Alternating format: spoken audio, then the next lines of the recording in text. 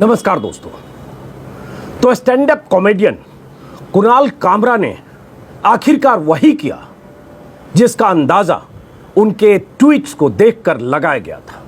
सुबह के वीडियो में भी मैंने बात की थी कि कुणाल कामरा ने अर्नब गोस्वामी को जमानत दिए जाने के बाद सुप्रीम कोर्ट के तरीकों का विरोध करते हुए जिस ढंग से दनादन 5-6 ट्वीट्स के जरिए अपनी बात कही, सुप्रीम कोर्ट पर कई तरह से तंज किया, सुप्रीम कोर्ट की इमारत के ऊपर बीजेपी का झंडा लगाकर भी ट्वीट किया। और ये सब ट्वीट करते वक्त उनके जहन में जरूर होगा कि ये मुद्दा बनेगा, उनके खिलाफ अवमानना का मामला दर्ज हो सकता है, उनके खिलाफ मानहानि के मुकदमे में बड़ा केस बन सकता है। बावजूद इसके वो ट्वीट करते रहे। सुबह के वीडियो में मैंने कहा था कि इस ट्वीट्स को देखकर लगता है कि कुणाल कामरा चाहते हैं कि अगर किसी को उनके खिलाफ सुप्रीम कोर्ट जाना है तो जाए। सुप्रीम कोर्ट अगर इस ट्वीट्स के आधार पर उनके खिलाफ अवमानना का केस चलाता है तो चलाए। जो भी कहेंगे कोर्ट में कहेंगे और अपनी बात कहेंगे, और शायद उन्हें अपनी बात कहने का बहाना चाहिए। आखिरकार वही हुआ। कुणाल कामरा ने एक ट्वीट के जरिए साफ कहा है, कोई वकील नहीं करूंगा, माफी नहीं मांगूंगा और अपने कहे पर कायम रहूंगा। क्या मतलब है इसका? सुबह जो उन्होंने कहा वो ट्वीट में मैंने बताया था, और ये इसलिए भी कि कुणाल कामरा के ट्वीट्स के बाद कुछ लोगों ने उन पर सुप्रीम कोर्ट की मानहानि का मामला दर्ज कराने के लिए अटॉर्नी जनरल ऑफ इंडिया से अनुमति मांगी थी, क्योंकि यह अनुमति जरूरी होती है।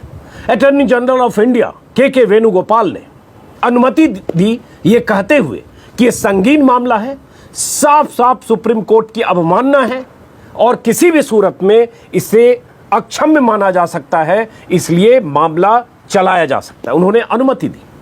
उसके बाद सबको इंतजार था कि अब कुणाल कामरा क्या करेंगे, लेकिन कुणाल कामरा ने आज उसके बाद जवाब दिया, और ये 12:37 पर उन्होंने ट्वीट पर एक लंबी पोस्ट लिखी है, टैग किया है, पोस्ट लिखी है, और ऊपर की हेडिंग है, no lawyers, no apology, no fine, no waste of peace, no waste of space. माफ करें। तो कुणाल कामरा ने साफ साफ कह दिया कि मैं माफी नहीं मांगूंगा। बहुत सारे लोग लगातार कुणाल कामरा के इस ट्वीट को रीट्वीट कर रहे हैं और बहुत सारे लोग तारीफ भी कर रहे हैं।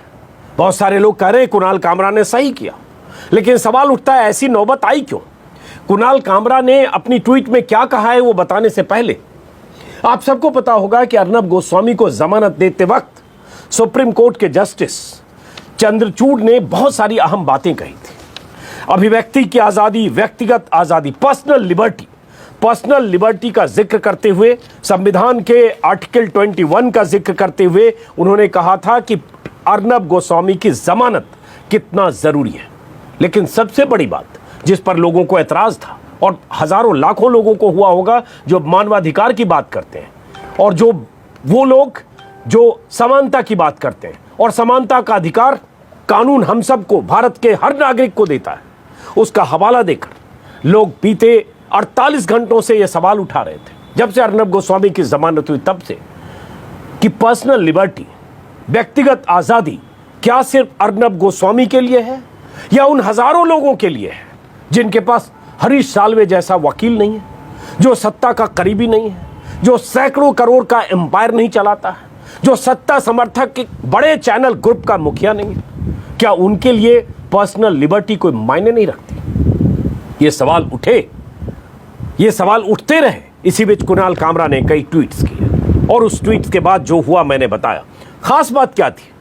जस्टिस चंद्रचूड़ ने यहां तक कहा कि अगर अभी हम इस मामले में दखल नहीं देंगे, अदालत आज अगर दखल नहीं करती है तो हम विनाश के रास्ते पर जा सकते हैं। अब समझिए, इतनी बड़ी बात के साथ एक और बड़ी बात जिस पर बहुत सारे लोग एतराज कर रहे हैं, वो बात कि अगर आपको उनका चैनल पसंद नहीं है तो मत देखिए।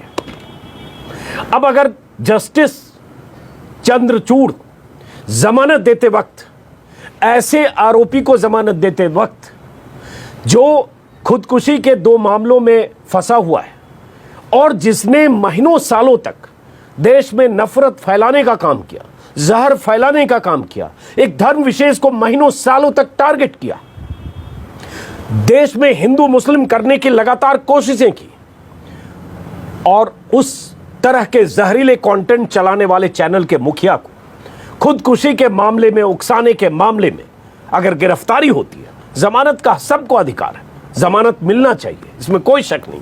लेकिन जमानत देते वक्त अगर सुप्रीम कोर्ट के जज कहते हैं कि अगर अदालत ने अभी दखल नहीं दिया तो हम विनाश के रास्ते पर जा सकते हैं, डिस्ट्रक्शन के रास्ते पर जा सकते हैं, और उससे बड़ी बात कि आपको पसंद नहीं है तो उनका चैनल मत देखिए। मैं उनका चैनल नहीं देखता। तब कुणाल कामरा के इस ट्वीट पर, जो 5-6 ट्वीट उन्होंने 11 तारीख को किए, जिस आधार पर बहुत सारे लोग चाहते हैं कि उनके खिलाफ अवमानना का, मानहानि का मामला चले, ये कहा जा सकता है कुणाल कामरा का ट्वीट मत देखिए, किसी पर एतराज है मत देखिए। सरकारें जब तब किसी के ट्वीट पर, किसी के लिखे पर, किसी के बोले पर गिरफ्तार करती है, जेल में बंद करती है, यहां तक कि सेडिशन की मामला की धाराएं लगा देती है, गुजरात से लेकर बंगाल तक में, यूपी तक में। तो मत देखिए, किसी का वीडियो मत देखिए, किसी का ट्वीट मत देखिए। ये कितना आसान है। आप जमानत देते हैं एक बात है, लेकिन साथ में कहते हैं आपको एतराज है मत देखिए। मतलब वो जो बोल रहे हैं, वो जहर बो रहे हैं, वो हिंदू मुस्लिम करके समाज को बांट रहे हैं, वो एजेंडा चला रहे हैं, वो किसी को जेल भिजवाने के लिए हमें चाहिए 302, हमें चाहिए 302, किसी को सजाए मौत, किसी के लिए फांसी की मांग कर रहे हैं, जिसके खिलाफ कोई सबूत नहीं। रिया चक्रवर्ती, उसके खिलाफ महीनों मुहिम चलाने के बाद भी वो जमानत पर जब बॉम्बे हाईकोर्ट के बाद के फैसले के बाद छूटती है, तब भी वो शख्स कहता है हमें चाहिए 302। और ऐसी सैकड़ों ऐसी चीजें उस शख्स ने की है, और उसके बाद जमानत तो जमानत, मैं कहूंगा ये किसी भी व्यक्ति का अधिकार है, और सुप्रीम कोर्ट का हक है। सुप्रीम कोर्ट अपने अधिकारों का इस्तेमाल करके, कानूनी अधिकारों का इस्तेमाल करके किसी भी व्यक्ति की अभिव्यक्ति की आज़ादी, किसी की व्यक्तिगत आज़ादी का हिफाजत करे, यह सुप्रीम कोर्ट का काम है, इसमें कोई शक नहीं। सवाल सिर्फ वहां है जब सुप्रीम कोर्ट कहता है पर्सनल लिबर्टी अर्नब गोस्वामी के मामले में, और वही सुप्रीम कोर्ट बहुत सारे लोग, मानवाधिकार कार्यकर्ता जिनका जिक्र सुबह के वीडियो में किया, उनके लिए अदालतों के दरवाजे नहीं खुलते, उतनी आपातकालीन सिटिंग नहीं होती है, हाई कोर्ट से रिजेक्ट होता है, सुप्रीम कोर्ट से जमानत रिजेक्ट होती है। ऐसी स्थिति में जब जेल में किसी की तबीयत इस कदर खराब हो कि कभी भी मौत दस्तक दे दे, लेकिन सुप्रीम कोर्ट तब इतनी आपातकालीन व्यवस्था के तहत सुप्रीम कोर्ट की सिटिंग नहीं होती, और तब व्यक्तिगत आज़ादी, पर्सनल लिबर्टी का सवाल नहीं उठता। तो ये इसलिए सवाल उठा कि मत देखो। तो कुणाल कामरा ने जो ट्वीट किया है, जो लिखा है, जिसका मतलब मैं बता देता हूं, उन्होंने तीन छोटे छोटे बॉक्स में है, और उसको ट्वीट पे उन्होंने लिखा है, जिसकी हेडिंग मैंने आपको बता दी। अब उन्होंने डियर जजेज और मिस्टर के Venugopal, attorney general of India को एड्रेस किया है।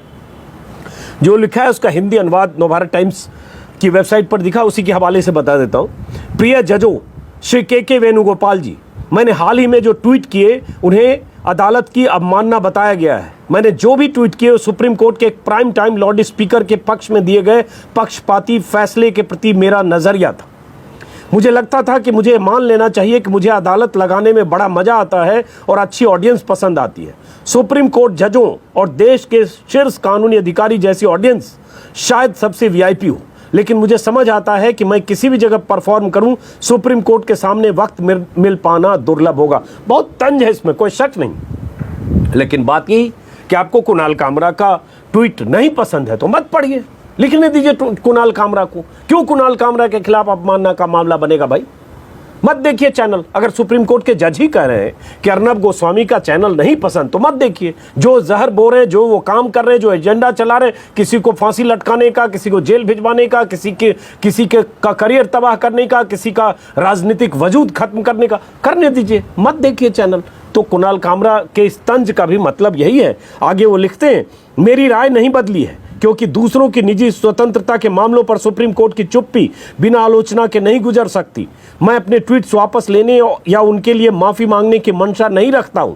साफ साफ डंके की चोट पर वो कह रहे हैं। मुझे लगता है कि वे यह खुद बयान करते हैं। मैं अपनी अवमानना याचिका अन्य मामलों और व्यक्तियों जो मेरी तरह किस्मत वाले नहीं हैं की सुनवाई के लिए समय मिलने कम से कम 12 घंटे अगर प्रशांत भूषण की सुनवाई को ध्यान में रखें तो की उम्मीद करता हूं। क्या मैं यह सुझा सकता हूं कि नोटबंदी से जुड़ी याचिका, JNK के विशेष दर्जे को रद्द करने वाले फैसले के खिलाफ याचिका, इलेक्टोरल बॉन्ड्स की कानूनी वैधता को चुनौती देने वाली याचिका और वरिष्ठ और अन्य ऐसे कई मामलों की में सुनवाई की ज्यादा जरूरत है। वरिष्ठ एडवोकेट हरीश साल्वे की बात को मैं थोड़ा सा मरोड़ कर कहूं तो अगर ज्यादा महत्वपूर्ण मामलों को मेरा वक्त मिलेगा तो आसमान फट पड़ेगा क्या, यह भी एक तंज है। और साथ में कामरा ने चिट्ठी के अंत में लिखा, सुप्रीम कोर्ट ने मेरे ट्वीट्स को अब तक कुछ भी घोषित नहीं किया है, लेकिन वे जब भी करें मैं उम्मीद करता हूं कि अदालत की अवमानना घोषित करने से पहले वे थोड़ा हंसेंगे। अपने एक ट्वीट में मैंने सुप्रीम कोर्ट में महात्मा गांधी की जगह हरीश साल्वे का फोटो लगाने को कहा था। मैं जोड़ना चाहता हूं कि पंडित नेहरू की फोटो हटाकर महेश जेठमलानी की फोटो लगा दी जाए। और ये तब हुआ जब इसके पहले के वेणुगोपाल से इस मामले में अवमानना की कार्रवाई के लिए लेटर पिटीशन भेजा था, जिस पर के वेणुगोपाल ने सहमति जता दी, ये कहते हुए कि कुणाल कामरा का ट्वीट बेहद आपत्तिजनक है और उनके खिलाफ अवमानना का मामला बनता है। और उसके बाद उन्होंने ये भी कहा कि लोग समझते हैं कि अभिव्यक्ति की आज़ादी के नाम पर सीधे सुप्रीम कोर्ट और उसके जजों की निंदा कर सकते हैं। ये के वेणुगोपाल ने 2 पन्ने की चिट्ठी में कही, सुबह के वीडियो में भी मैंने बताया था। अब के वेणुगोपाल की चिट्ठी के बाद कुणाल कामरा का ये ट्वीट और साफ कहना, कोई वकील नहीं, कोई माफी नहीं, जो होगा देखेंगे, सुप्रीम कोर्ट में देखेंगे। तो इसका मतलब अब सुप्रीम, बहुत सारे लोग कह सकते हैं तरीका गलत है, सुप्रीम कोर्ट को चुनौती दे रहे हैं, कोर्ट ऑफ लॉ को चुनौती दे रहे हैं, देश की सबसे एपेक्स कोर्ट को चुनौती दे रहे हैं कुणाल कामरा, ये गलत है, कह सकते हैं। बहुत सारे लोग तारीफ करें, ट्विटर पर कुणाल कामरा के पक्ष और विपक्ष में ट्रेंड भी कर रहा है, लिखी भी जा रही है, सैकड़ों हजारों ट्वीट हो रहे हैं। मेरा पक्ष इतना है दोस्तों कि अगर सुप्रीम कोर्ट के जज कहते हैं कि ये पर्सनल लिबर्टी का सवाल है, तो पर्सनल लिबर्टी उन तमाम लोगों के लिए जो जेलों में बंद होते हैं महीनों सालों तक, छोटे छोटे मामलों में, कई बार अपनी बयान की वजह से, कई बार अपने ट्वीट्स की वजह से, कई बार किसी सभा सम्मेलन में शामिल होने की वजह से, जिसमें सुधा भारद्वाज से लेकर स्टेन स्वामी से लेकर और वरवर राव जैसे 80 साल के बुजुर्ग तेलुगु कवि शामिल हैं। ये सारे लोग जेलों में बंद हैं, सबकी तबीयत खराब है। स्टेन स्वामी तो हाल के दिनों में गिरफ्तार हुए, 81 या 82 साल के हैं, पार्किंसन से पीड़ित हैं, चलने फिरने में दिक्कत होती है, कई तरह की बीमारियां हैं, नर्वस सिस्टम कमज़ोर है और उसके बाद उनकी हालत यह है कि हाथ पैर में कंपन होता है, मांसपेशियों में अकड़न होती है और इसकी वजह से खाने पीने में दिक्कत होती है, निगलने में परेशानी होती है और उसके बाद तलोजा जेल में बंद है और उनको जमानत देने के लिए या अपने हाथ में ग्लास भी नहीं पकड़ सकते, इसलिए उनको ऐसी सुविधाएं दी जाए या हॉस्पिटल में उनको ट्रांसफ़र किया जाए जिससे वो अपने रोज़मर्रा के काम को कर सकें और साथ में जेल में चाय पीने के लिए स्ट्रॉ सिपर जो होता है वो कप दिया जाए, बंद कप होता है पाइप के साथ, उसकी मांग की। हालांकि NIA ने उसके लिए कहा कि 20 दिन का वक्त चाहिए, सिपर के लिए 20 दिन का वक्त चाहिए। पार्किंसन से पीड़ित एक शख्स के लिए जिनकी उम्र 80 पार है, तो यहां तो ये सख्ती है। दूसरी तरफ वरवर राव, उनकी हालत, कोरोना पीड़ित हुए, मरीज हुए, उसके बाद डिमेंशिया है, उसके बाद उनको कई तरह की बीमारियां हैं और उन बीमारियों की हालत यह है कि बिस्तर पर ही वो पेशाब करते हैं, पेशाब की थैली लगी है, डायपर पहनाना पड़ता है, सुबह भी मैंने जिक्र किया था। उनके परिवार वाले बार बार गुहार लगा रहे, हाई कोर्ट से लेकर सुप्रीम कोर्ट तक। हालांकि अब हाई कोर्ट ने, सुप्रीम कोर्ट के इस निर्देश के बाद हाई कोर्ट ने निर्देश का जो टिप्पणी की है, उसके बाद हाई कोर्ट ने मेडिकल बोर्ड बनाकर उनके स्वास्थ्य की जांच की बात की, लेकिन जमानत नहीं मिली। 2 साल सुधा भारद्वाज और वरवर राव के मामले में उनके परिवार वाले और वकील कह रहे हैं इंदिरा जयसिंह कि 80 साल से ऊपर के हैं, भागकर विदेश नहीं जाएंगे, कहीं छिप नहीं जाएंगे, ये जो भी कानूनी प्रक्रिया है उसका पालन करते हुए हर जगह जहां भी जरूरत पड़ेगी उपलब्ध रहेंगे, लेकिन उनके लिए कोई गुंजाइश नहीं है। क्यों है आप समझ सकते हैं। तो सवाल उठता है, अभिव्यक्ति की आजादी, पर्सनल लिबर्टी, ये सारी चीजें क्या रसूखदार लोगों तक सीमित है? और क्या ये सब हासिल करने के लिए और सुप्रीम कोर्ट की नजर इनायत हासिल करने के लिए क्या अर्नब गोस्वामी होना जरूरी है? अगर जरूरी नहीं है तो ऐसे मामलों में सुप्रीम कोर्ट का नजरिया क्या वैसे दिखता है जो अर्नब गोस्वामी के मामले में दिखा? ये सवाल हजारों लोगों का है और इन्हीं सवालों को एड्रेस कुणाल कामरा ने अपने अंदाज में किया है, और अपने अंदाज में किया इस हद तक कि मैं माफी नहीं मांगूंगा। और उसके बाद अब ये आगे बात कहां जाती है? अब सुप्रीम कोर्ट को यह देखना होगा कि अगर सुप्रीम कोर्ट के जज कहते हैं कि अगर अर्नब गोस्वामी का चैनल नहीं पसंद है, मैं उनके विचारों को नहीं मानता, आप नहीं मानते, मत देखिए, तो सुप्रीम कोर्ट क्या कुणाल कामरा का ट्वीट देखेगा? क्यों देखना चाहिए कुणाल कामरा का ट्वीट? क्या मायने रखता है? कोई शख्स है, इंडिपेंडेंट आइडेंटिटी है, उसकी अभिव्यक्ति की आजादी है, उसकी पर्सनल लिबर्टी है। संविधान ने उसकी पर्सनल लिबर्टी का उसको अधिकार देते हुए कहा जो मर्जी लिखो। आपने कहा जो मर्जी मत देखो, जो नापसंद मत देखो, तो आप मत उसका ट्वीट पढ़ो। और यही बहुत सारे लोग कह भी रहे हैं कि मत पढ़िए जज साहब, उनके ट्वीट्स मत पढ़िए, क्या फर्क पड़ता है, लिखने दीजिए उनको। ऐसे हजारों लाखों लोग फिर करते रहे, फिर यही स्टैंडिंग ऑर्डर हो जाए कि ट्वीट मत देखो, छोड़ दो, चैनल मत देखो, छोड़ दो, किसी के किए पर मत ध्यान दो, छोड़ दो, क्या फर्क पड़ता है? तो इसी तरीके से ये मुद्दा उठा। बहुत सारे लोग जो ट्वीट कर रहे हैं, वो मैं कुछ ट्वीट लगा दे रहा हूं जो कुणाल कामरा के पक्ष में कर रहे हैं। विपक्ष की तो बात ही नहीं, वो हजारों लोग होंगे जो किसी को भी चौराहे पर टांग देने और उम्र कैद सुनाने के पक्षधर होते हैं। जब अर्नब गोस्वामी स्टूडियो से कह सकते हैं हमें चाहिए 302, हमें चाहिए 302, हमें चाहिए 302, तो उनके पक्षधर ऐसे लाखों लोग देश में हो सकते हैं और हैं जो उनकी जमानत पर जश्न इस हद तक लोगों ने मनाया कि जैसे भारत में भगत सिंह के बाद सीधे अर्नब गोस्वामी पैदा हुए। और इसी तरह से कहा गया, अर्नब गोस्वामी को इस तरह से चिन्हित किया गया, इस तरह से कहा गया, अर्नब गोस्वामी का इस तरह से महिमा मंडन किया गया जैसे देश में पता नहीं कितना बड़ा वीर पैदा हुआ। और उनकी वीरता, उनकी जांबाजी, उनकी क्या बताओ, उसी तरह से माहौल बना 48 घंटों में। खुद तो बनाते ही हैं, जनता भी वैसी है, हजारों लाखों लोग ऐसे होंगे समर्थक। तो सवाल ये उठता है कि अब कुणाल कामरा का क्या होगा? क्या सुप्रीम कोर्ट कुणाल कामरा के इस ट्वीट को देखेगा, या जैसे सुप्रीम कोर्ट ने कहा मत देखो, तो मत देखते हुए अब मानना का मामला नहीं चलेगा? हालांकि के वेणुगोपाल ने अनुमति दे दी है। तो फिलहाल इंतजार करते हैं दोस्तों, इस वीडियो को यहीं खत्म करते हैं इस सवाल के साथ कि पर्सनल लिबर्टी, अभिव्यक्ति की आजादी संविधान भारत के हर नागरिक को देता है। 130 करोड़ की आबादी में उत्तर से दक्षिण तक, पूरब से पश्चिम तक, ऊपर से नीचे तक, किसी भी तबके, किसी भी समाज, किसी भी धर्म, किसी भी हिस्से में रहने वाले शख्स को वही आजादी हासिल है जो अर्नब गोस्वामी को है। और जिस आजादी का हवाला देकर सुप्रीम कोर्ट ने अर्नब गोस्वामी को जमानत दी, उसी आजादी, उन्हीं अधिकारों का हवाला देकर बाकी अदालतें जेलों में बंद ऐसे लोगों को जमानत पर रिहा करेंगी। फिलहाल इस वीडियो को खत्म करते हैं दोस्तों, नमस्कार।